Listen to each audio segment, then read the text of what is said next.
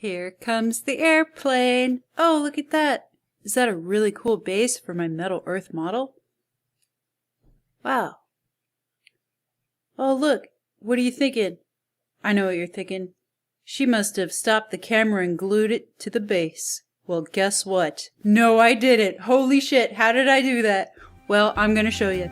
You want a really cool base for your metal earth models? Do you want to be able to touch them without getting fingerprints on them?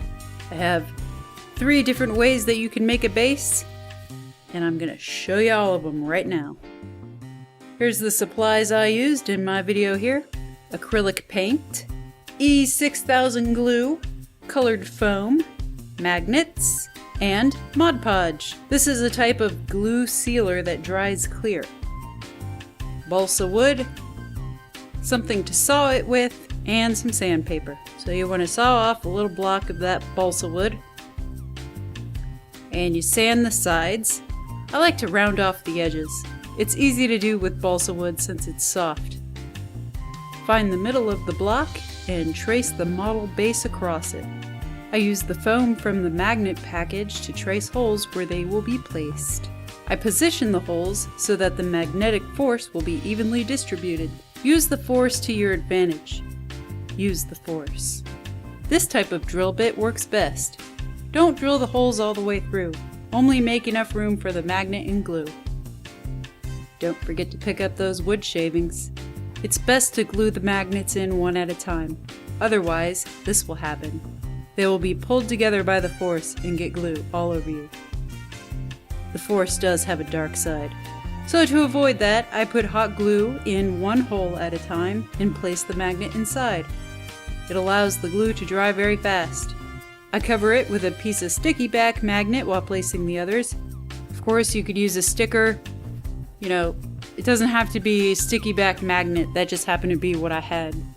Now that the magnets are in place, I cut a piece of paper to cover them. I paint the top with Mod Podge and fasten the paper over them. And then I lightly brush over it with another thin layer of Mod Podge. I cut a piece of colored foam to fit the block. The model will stick to the magnets through the foam. You want to get the models centered. Depending on the model, you can line up the center with the metal tabs. How convenient. Once it's centered, I press down to make an indentation of the model base. Then I carefully cut it out with an X-Acto blade. It helps to cut all the way around on the front side, then flip it around and cut the rest of the way through on the back. Make sure the model fits the hole you cut. This is how I paint the base. I do a coat of acrylic paint by itself. Then I paint it a second time, mixing the Mod Podge with the paint. This gives it a smooth, protected finish. It will look sort of gray, but it dries black. The Mod Podge is clear once it dries, but it's white when it's not dry yet. Then I glue on the foam using Mod Podge. Once again, I love that stuff. Make sure the opening is aligned with the magnets. When setting the block down to dry, I lean it on the edge of a paper plate. That way, the glue won't stick to whatever I set it down on.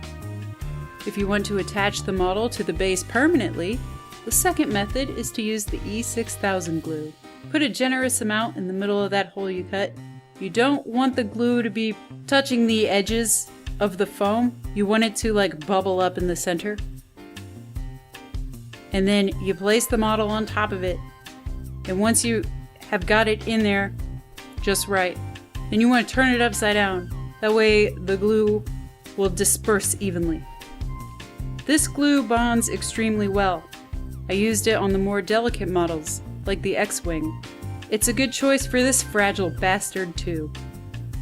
And last, you could just glue the foam on top and glue the model to that. This is a better option for models like the R2-D2, where cutting an opening for the base doesn't really work very well.